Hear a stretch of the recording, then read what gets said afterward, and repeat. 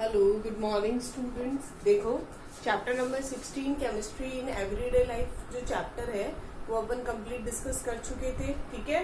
और उसकी जो एक्सरसाइज है उसके बारे में अपन स्टडी कर रहे थे, ठीक है। तो एक्सरसाइज में भी देखो, एक्सरसाइज में आपके इस चैप्टर में टोटल 27 क्वेश्चन है, जिसमें से क्वेश्चन नंबर 27 याद हो मैंने बोला था लास्ट से हम इसलिए स्टार्ट कर रहे हैं बिकॉज लास्ट के जो क्वेश्चंस है वो किससे रिलेटेड है, सोप एंड डिटर्जेंट से रिलेटेड थे, ठीक है। और वो टॉपिक अपन ने लास्ट में पढ़ा ही था, इसलिए मैंने उसको पहले डिस्कस किया था, ठीक है। तो 27 क्वेश्चन एंड 26 क्वेश्चन जो था वो अपना कंप्लीट हो चुका था, ठीक है। अब नेक्स्ट देखो क्वेश्चन नंबर 25, ठीक है। क्वेश्चन नंबर 25 जो है वो है explain the cleansing action of soaps. तो ये वाला जो क्वेश्चन है ये आपको नहीं करना है, ठीक है। इसलिए नहीं करना है क्योंकि मैंने आपको पहले भी बोला था ये जो क्वेश्चन है वो अपन ने चैप्टर नंबर 5 में पढ़ा था, ठीक है। तो वहीं पढ़ा, वहीं अपन ने इसका आंसर भी देख लिया था। यहाँ अपन ने इसको रिवाइज भी नहीं किया है और ना इसका क्वेश्चन आंसर करना है, ठीक है। इवन मैंने आपको जो क्वेश्चन आंसर भेजे हैं उसमें भी मैंने ये नहीं सेंड किया है आपको, तो ये क्वेश्चन आप स्किप कर देना, ठीक है। नेक्स्ट देखो, can you see soaps and synthetic detergents to check the hardness of water. Means क्या आप सोप और डिटर्जेंट जो है उसको वाटर के हार्डनेस को चेक करने के लिए यूज कर सकते हैं? हाँ, 100% यूज कर सकते हैं, ठीक है। क्यों, क्या होगा, जो सोप्स होंगी वो हार्ड वाटर के साथ वर्क नहीं करेंगी, मतलब उनके साथ फोम फ्रोथ का फॉर्मेशन नहीं करेंगी। क्यों?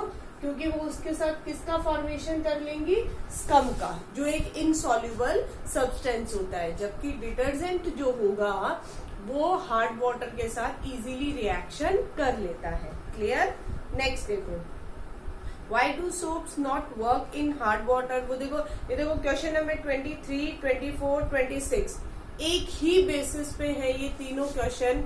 तीनों में यही चीज बताई हुई है, हार्डनेस और सॉफ्टनेस के बारे में, और सोप क्यों वर्क नहीं करेगा और डिटर्जेंट क्यों वर्क करेगा, सेम चीज है, ठीक है। Why do soaps not work in the hard water? वो सोप हार्ड वाटर में वर्क क्यों नहीं करता है? रीजन अपन को पता है, बिकॉज स्कम का फॉर्मेशन कर लेगा। और इतना ही नहीं बताना है बेटा, स्कम का फॉर्मेशन कर लेगा, आपको कंप्लीट रिएक्शन लिखनी है उसकी, ठीक है। अगर नहीं याद है रिएक्शन तो दोबारा देख लो। C17H35COONA सोडियम स्टीरेट था जिसने कैल्शियम क्लोराइड के साथ रिएक्शन की, 2 मॉलिक्यूल्स यूज आए और बना C17H35COO का whole twice Ca plus 2 molecules of NaCl। और ये जो सब्सटेंस है इसको ही अपन क्या बोलते हैं, scum, that is insoluble in water, ठीक है। नेक्स्ट देखो, what are biodegradable and non-biodegradable detergents? Give one example of each, ठीक है। अब देखो बायोडिग्रेडेबल कौन से होंगे और नॉन बायोडिग्रेडेबल कौन से होंगे, ठीक है। देखो पहले मैंने आपको ये बताया था, अगर अपन सोप और डिटर्जेंट्स का कंपैरिजन करें, ठीक है, तो सोप जो होते हैं वो पॉल्यूशन ज्यादा क्रिएट करते हैं किसके कंपैरिजन में, डिटर्जेंट्स के कंपैरिजन में, ठीक है। अब ये क्वेश्चन भी सीबीएसई बोर्ड एग्जाम जो था लास्ट अभी जो हुआ है, ठीक है, उसमें ये क्वेश्चन आया है, ठीक है। तो ध्यान से सुनना, जो डिटर्जेंट्स में, जिन डिटर्जेंट्स में स्ट्रेट चेन होती है, कार्बन चेन कैसी होती है, स्ट्रेट होती है, उसको बोलते हैं, वो होते हैं बायोडिग्रेडेबल। वो कैसे होते हैं, बायोडिग्रेडेबल मीन्स माइक्रोब्स उनको इजीली डिग्रेड कर सकते हैं, ठीक है। बट अगर आपकी जो कार्बन ये जो डिटर्जेंट्स है उनकी जो कार्बन चेन है ये वाली, ठीक है, ये स्ट्रेट ना होकर अगर कैसी होगी, ब्रांच्ड होगी, हाईली ब्रांच्ड होगी, तो वो कैसा होगा, नॉन बायोडिग्रेडेबल। ये जितना ज्यादा ब्रांच्ड होता जाएगा ये पॉल्यूशन जो है वो और ज्यादा इंक्रीज करता जाएगा, मतलब डिग्रेड कम होता जाएगा। क्लियर? तो इसके अंदर आपको पूछा है बायोडिग्रेडेबल और नॉन बायोडिग्रेडेबल का एग्जाम्पल, तो आपको उन दोनों की जो डेफिनेशंस है वो बतानी है, ठीक है। नेक्स्ट देखो, नेक्स्ट है आपका explain the following terms with suitable examples, ठीक है। First is cationic detergent, anionic detergent and neutral detergent, या जिनको अपन नॉन आयोनिक डिटर्जेंट्स भी बोलते हैं। तो देखो तीनों टाइप के जो डिटर्जेंट्स है उनका डिस्कशन अपन कर चुके हैं। अगर हम बात करें एनायोनिक की, एनायोनिक का एग्जाम्पल है लोराइल अल्कोहल वाला, जिसका यूज आता है टूथपेस्ट में। सेकेंड एग्जाम्पल था कैटायोनिक वाला, जिसका अपन ने एग्जाम्पल देखा था cetyl tri methyl ammonium bromide वाला, जो यूज आता था हेयर कंडीशनर्स में, जो बहुत एक्सपेंसिव होता है। And third is non ionic और आपका न्यूट्रल, जो जिसका नेम जो स्टीयरिक एसिड और पॉलीइथाइलिन ग्लाइकॉल के कंपोजिशन से बना था, और जो यूज आ रहा था लिक्विड डिश वॉशिंग जो एजेंट है उनके अंदर। ठीक है। How are synthetic detergents better than soap. ठीक है, तो यहाँ पे इसके अंदर थ्री जो इसके डिफरेंसेस है वो आप डिस्कस कर सकते हो। फर्स्ट, जो डिटर्जेंट होता है वो सोप के कंपैरिजन में बहुत ज्यादा स्ट्रांग होता है, मतलब उसका जो क्लींजिंग पावर जो होता है वो बहुत ज्यादा अच्छा होता है। ठीक है। सेकेंड, डिटर्जेंट जो है वो हार्ड वाटर और सॉफ्ट वाटर दोनों में वर्क कर सकता है, but soap only hard water में वर्क नहीं कर सकता और सॉफ्ट वाटर में ही वर्क करता है। थर्ड, सोप जो होता है वो पॉल्यूशन क्रिएट करता है, जबकि डिटर्जेंट्स जो होते हैं वो बायोडिग्रेडेबल होते हैं, वो पॉल्यूशन क्रिएट नहीं करते, अगर हम बात करें स्ट्रेट कार्बन चेन वाले जो डिटर्जेंट्स हैं उनकी। ओके, चलो नेक्स्ट क्वेश्चन देखो। व्हाट प्रॉब्लम अराइजेज, नेक्स्ट देखो what problem arises in using alitame as sweetening agent। ठीक है, तो ये जो एलिटेम जो होता है, देखो मैंने आपको बताया था कि 4 आपके स्वीटनिंग एजेंट्स होते हैं। First is saccharin, second is aspartame, third is alitame and fourth is sucralose. ठीक है, उस टाइम भी मैंने बताया था कि इन पे हर पे एक क्वेश्चन बनता है, फिर से सुन लो। सैकेरिन यूज आता है डायबिटिक पेशेंट्स में, जो उनके फूड को सिर्फ टेस्ट प्रोवाइड करता है, उनकी बॉडी में जाके डिकम्पोज नहीं होता, डिग्रेड नहीं होता और कैलोरीज जो है वो इंक्रीज नहीं करता, एक्सक्रीटरी प्रोडक्ट्स के साथ रिलीज हो जाता है। ठीक है। एस्पार्टेम जो होता है वो कोल्ड फूड एंड ड्रिंक्स में ही यूज होता है, बिकॉज कुकिंग टेम्परेचर पे एस्पार्टेम अनस्टेबल होता है। ठीक है। एलिटेम की अगर अपन बात करें तो उसका आपको बताया था कि उसका जो स्वीटनिंग पावर होता है वो बहुत ज्यादा होता है। ठीक है, इसलिए उसको कंट्रोल करना बहुत मुश्किल हो जाता है। ठीक है, उसकी स्वीटनिंग एफिशिएंसी बहुत ज्यादा होती है। और सुक्रालोज में आपको ये बताया था कि उसके अंदर इतना खास, मतलब खास है वो, लेकिन उसमें इतना डिफरेंट या ड्रॉबैक्स नहीं है कुछ। ठीक है, तो अब यहाँ किसकी बात की है इसने, एलिटेम की है। तो एलिटेम में आप क्या लिखोगे कि इसकी जो स्वीटनिंग पावर होती है वो बहुत ज्यादा होती है और उस हाई एफिशिएंसी का होता है, इसलिए इसको कंट्रोल करना बहुत ही मुश्किल होता है। नेक्स्ट क्वेश्चन देखो। Name the sweetening agent used in the preparation of sweet for a diabetic patient. ठीक है, अभी मैंने आपको बताया था, आप इसके अंदर सैकेरिन भी लिख सकते हो, आप इसमें सुक्रालोज भी लिख सकते हो, दोनों सही होंगे। ठीक है। नेक्स्ट देखो, नेक्स्ट इज सॉरी,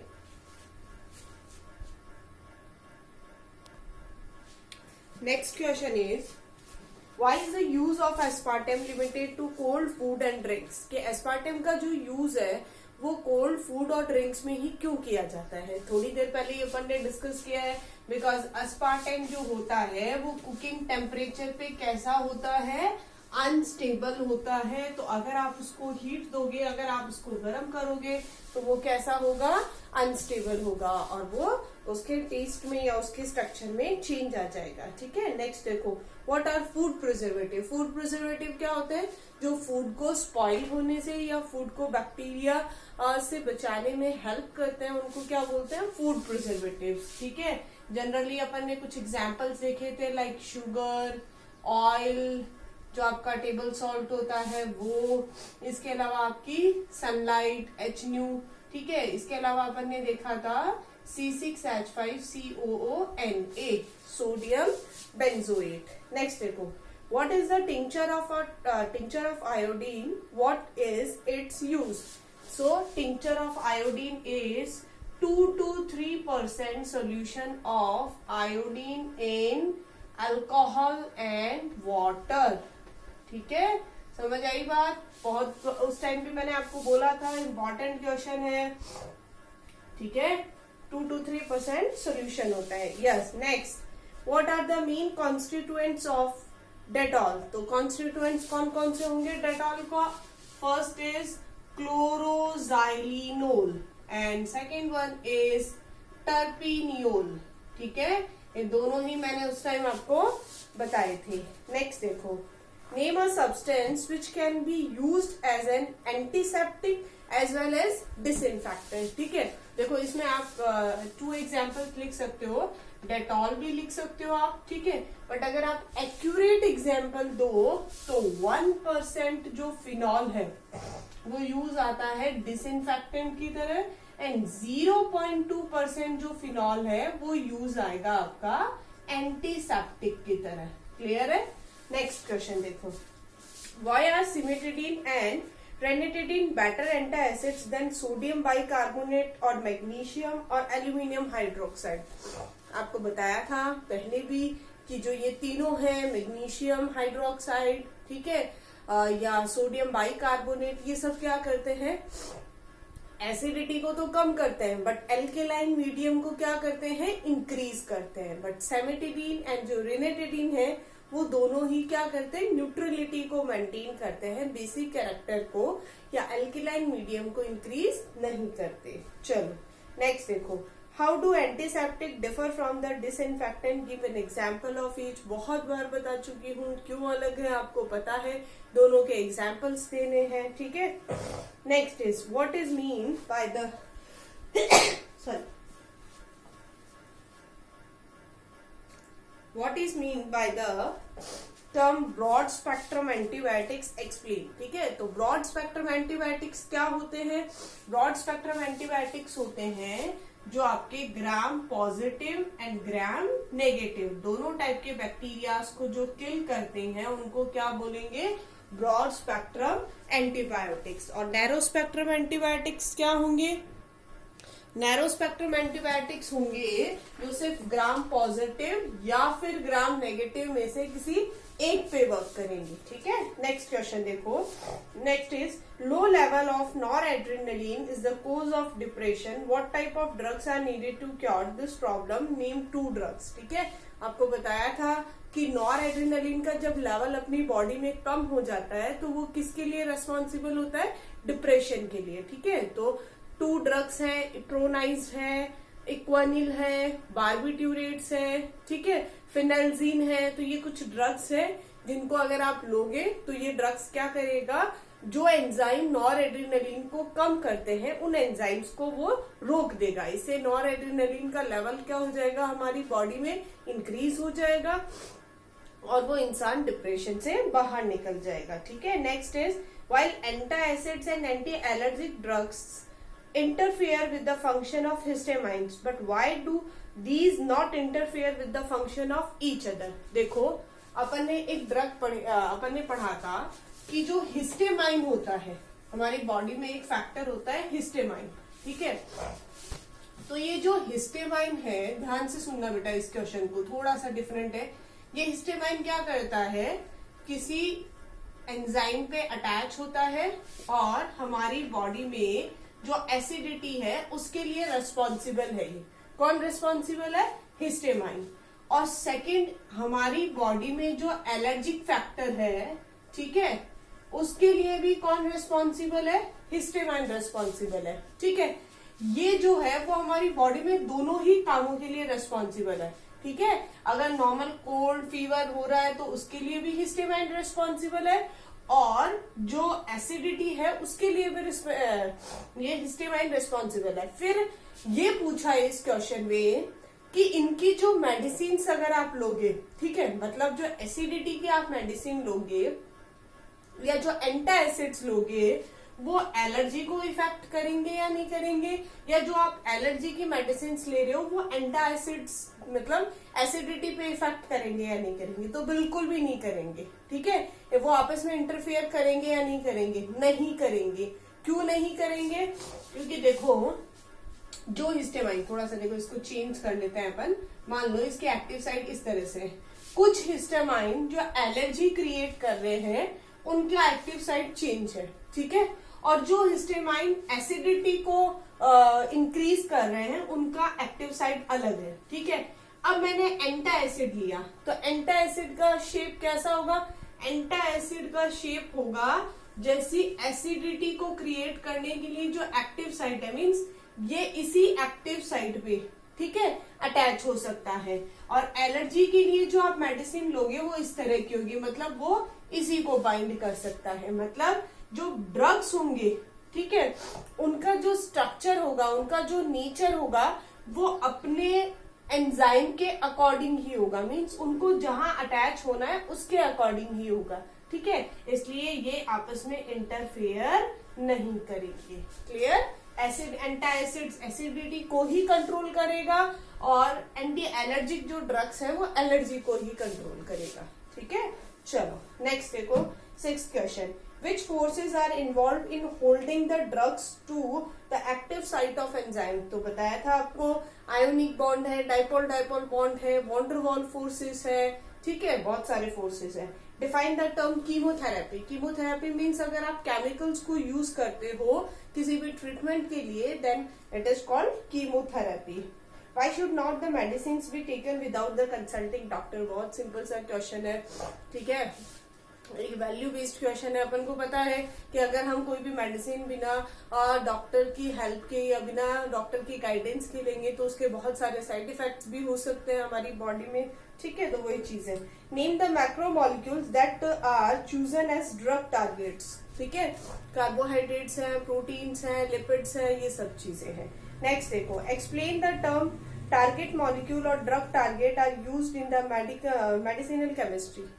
आपको बताया था कि ड्रग और एंजाइम किस तरह से बाइंड होते हैं, जो अपन ने सेकंड टॉपिक पढ़ा था स्टार्टिंग में। ठीक है, competitive inhibitor, non competitive inhibitor, कैसे ड्रग एंजाइम पे अटैच होता है, वो सारी चीजें आपको इस क्वेश्चन में बतानी है। ठीक है, मीन्स हर एक जो स्पेसिफिक ड्रग है उसके लिए एक स्पेसिफिक एंजाइम जो होता है, एंजाइम वो जो क्रिएट किया हुआ होता है और उस पर उसकी एक स्पेसिफिक एक्टिव साइट होती है। ठीक है, तो ड्रग जाके उसी एक्टिव साइट पे जाके अटैच होता है। Next, why do we need to classify the drugs in the different ways. ठीक है, डिफरेंट वेज में ड्रग्स को क्लासिफाई करने का रीजन क्या था, तो जो रीजन था वो उनका क्लासिफिकेशन ही था। मतलब फर्स्ट अगर हम देखें तो फर्स्ट किस बेसिस पे अपन ने क्लासिफाइड किया था, फार्मेकोलॉजिकल इफेक्ट। तो वो क्यों यूज था वो अपन ने बात की थी, डॉक्टर्स के लिए यूजफुल होता है।